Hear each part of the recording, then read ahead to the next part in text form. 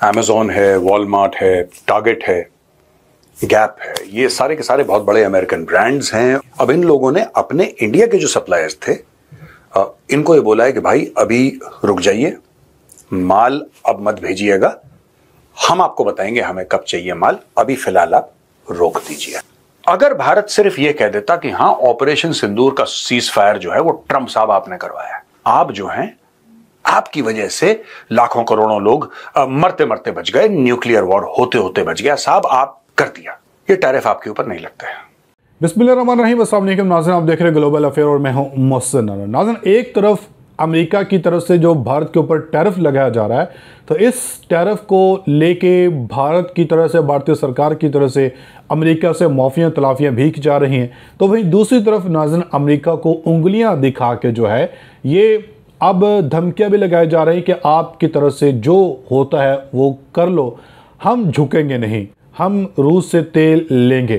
तो इस हवाले से नाज़रीन भारत के जो मेजर रिटायर गौरव आर्या हैं, इनकी भी चीखें निकल रही हैं, क्योंकि एक ही रात में ट्रंप की तरफ से भारत के ऊपर लगाए जाने वाले जो टैरिफ के ऊपर दस्तखत किए गए हैं, इस दस्तखत को लेके भारत ने इस वक्त जो तबाही भारत के अंदर मची हुई है, भारतीय जो इकोनॉमी है, भारत की जो मुआशी इस वक्त मार्केट है, ये तबाह हो चुकी है, क्रैश हो चुकी है। तो इस हवाले से मेजर गौरव आर्या किस तरह अब चीखें मार मार कर अब ट्रंप को ये कहा जा रहा है कि आप जो है जितना मर्जी टैरिफ लगा लो, भारत को इसका नुकसान नहीं बल्कि उल्टा इसका नुकसान अमेरिका को होगा।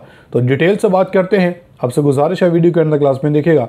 अगर आप लोगों ने अभी तक हमारे इस यूट्यूब चैनल को सब्सक्राइब नहीं किया तो सब्सक्राइब लाजमी कर दें, साथ में बेल आइकन को दबा दें ताकि हर नई आने वाली वीडियो आप तक आसानी से पहुंचते रहे।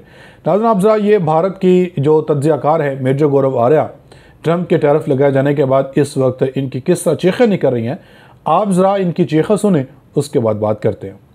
दोस्तों, अमेज़ॉन है, वॉलमार्ट है, टारगेट है, गैप है, ये सारे के सारे बहुत बड़े अमेरिकन ब्रांड्स हैं। अब इन लोगों ने अपने इंडिया के जो सप्लायर्स थे इनको ये बोला है कि भाई अभी रुक जाइए, माल अब मत भेजिएगा, हम आपको बताएंगे हमें कब चाहिए माल, अभी फिलहाल आप रोक दीजिए। ये क्यों हुआ? जाहिर सी बात है क्योंकि ट्रंप ने 25 से 50% टैरिफ कर दिया और आज की तारीख में मैं आपको बताता हूं वो और दबाने की कोशिश करेगा। आप नोट कर लेना, ये बात मैं कई दिनों से कह रहा हूं। लोग मुझसे कह रहे थे कि नहीं ऐसा थोड़ा होता है, इंटरनेशनल अफेयर्स में और डिप्लोमेसी में ऐसा थोड़ा होता है। नहीं भाई, ऐसा ही होता है। ना 25 का कोई लॉजिक था, ना 50 का कोई लॉजिक है। भगवान ना करे कल 75, 100 हो जाए, 500 हो जाए, उसका भी कोई लॉजिक नहीं है।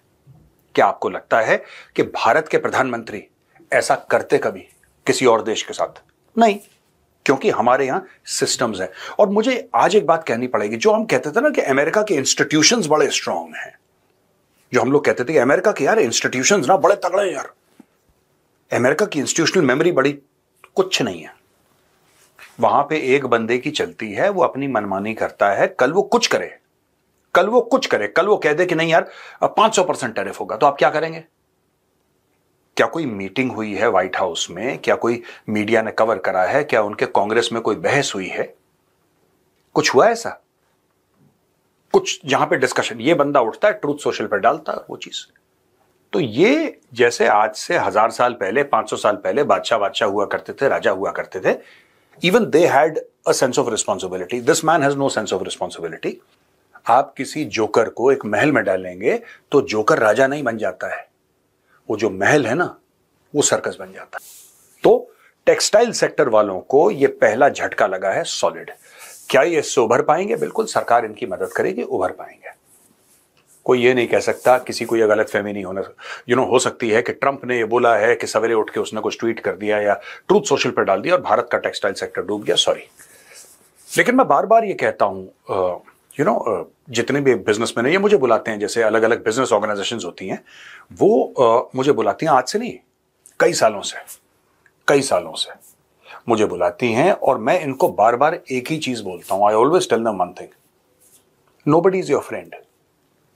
अगर भारत सिर्फ ये कह देता कि हां ऑपरेशन सिंदूर का सीज फायर जो है वो ट्रंप साहब आपने करवाया, आप जो हैं आपकी वजह से लाखों करोड़ों लोग मरते मरते बच गए, न्यूक्लियर वॉर होते होते बच गया, साहब आपने कर दिया, ये टैरिफ आपके ऊपर नहीं लगता है।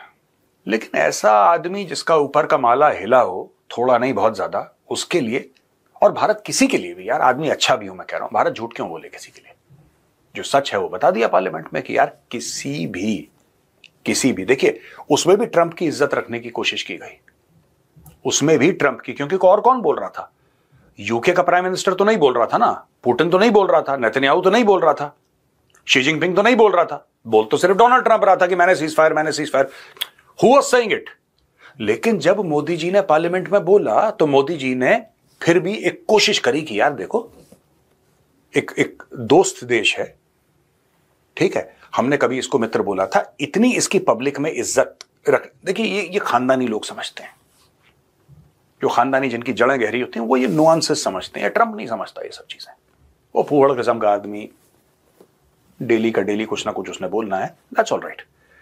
तो जब मोदी जी ने भी बोला ना, कि मोदी जी ने ना अमेरिका का नाम लिया ना उन्होंने डोनाल्ड ट्रंप का नाम लिया, उन्होंने सिर्फ ये बोला कि किसी भी देश ने हमें सीज फायर करने के लिए नहीं बोला, कि चलो ठीक है कोई बात नहीं, तुम्हारी इज्जत रख लेते हैं। माइकल कुगलमैन का यह कहना है कि दो बातें थी मोदी जी की जो कि ट्रंप के दिल को चीर के निकल गई।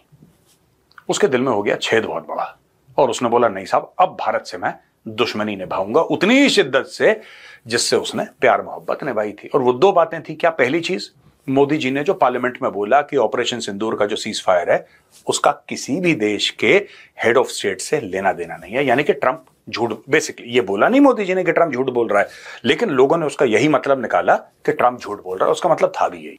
ये भारत की शुरू से बड़ी प्रॉब्लम रही है, सप्लाई चेन वाली। अब वक्त है, देखिए जो होना था वो तो ट्रंप के हाथ में, आप तो कुछ नहीं कर सकते। आप ये तो नहीं कह सकते ना ट्रंप से कि तू 50 से 5 करते, वो तो उसकी मर्जी है। वो सवेरे उठेगा, उसको अचानक कोई ख्वाब आएगा, दिन में सपना आएगा, उसके हिसाब से वो रिएक्ट करेगा, उसका कोई लॉजिक तो है नहीं। सो जो चीज आप हैंडल नहीं कर सकते आप उसको छोड़ दीजिए। Stop trying to solve a problem that you can not solve. आप अपना डैमेज जो है हुआ है उसको लिमिट करिए, और दोबारा अपने सेक्टर को कैसे फल फूल सकता है। एक तो I think the government will support this sector, they will support this sector, पहली बात। दूसरी चीज ये है कि जल्दी जल्दी से गवर्नमेंट जो है वो टीम्स अपनी बनाए, आई एम श्योर बनाई भी होंगी, गवर्नमेंट अपनी टीम्स बनाए, और दुनिया भर में जैसे यूरोपियन कंट्रीज हैं और जगह हैं, ठीक है, उनकी भी मैन्युफैक्चरिंग नहीं है भाई, उनकी भी मैन्युफैक्चरिंग नहीं है, और ये बड़े अमीर देश हैं। आप इनसे बात करिए और आप इनको बोलिए कि साहब ठीक है, हम आपके साथ ट्रेड डील साइन करते हैं, आप बताओ भारत में क्या बेच रहे हो, What do you want to sell? You want to send cheese to India? Send. You want to send wine to India? Send. ये ऐसी चीजें बनाते हैं लोग ज्यादातर।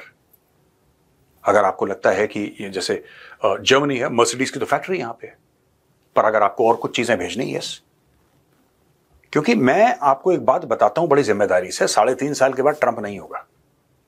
ट्रंप क्योंकि 2 times under American law you can become president, after that you can't become. Trump कोशिश कर रहा है तीसरी बार की, मुझे नहीं लगता कि सक्सेसफुल होगा, आई डोंट नो। लेकिन जो आज की तारीख में कानून है वो तो वही है कि कोई भी बंदा 2 बार प्रेसिडेंट बन सकता है। अच्छा, ट्रंप के 3.5 साल बाकी हैं, ये 3.5 साल के बाद दुनिया को कैसा छोड़ के जाएगा? Make America great again has failed. जो मागा है ना, मेक अमेरिका ग्रेट अगेन, भाई साहब वो स्लोगन अच्छा है, वो मामला हो गया फेल। वो कभी नहीं हो सकता, वो कभी नहीं हो सकता।